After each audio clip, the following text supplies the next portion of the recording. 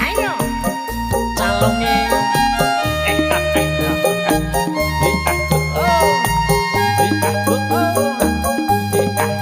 Sakti Audio.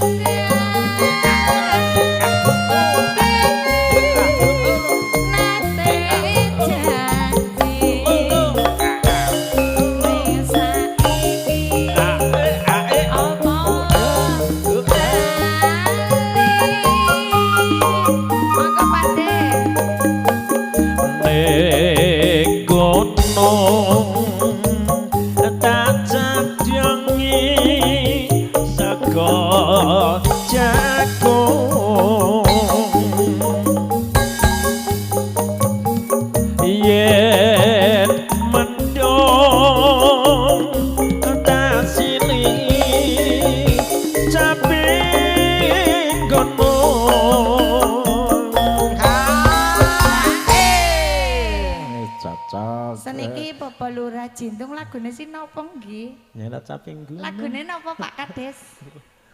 Caping Gunung. Caping Gunung kasih aja. Oh, tasi niki lagune Caping Gunung. Tapi kayaknya engko ana gantine maning biasanya. Oh, nggih. Rasane sing mesra-mesra. Oh, berarti lagune Caping Gunung ki 50 Pak Lurah lah. 50. Ten seneng. Ten senane.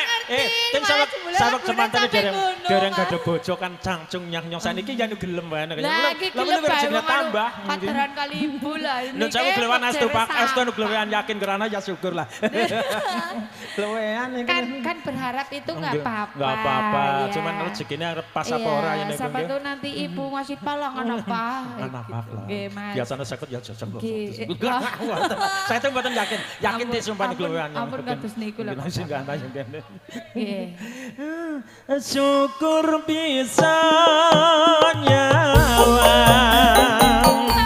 seneng desa dadi rejo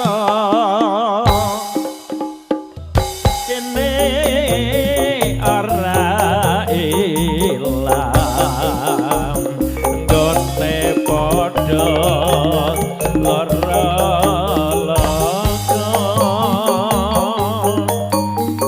Mbak Siti. Oke, kantor Bobo Kades Banjararjo.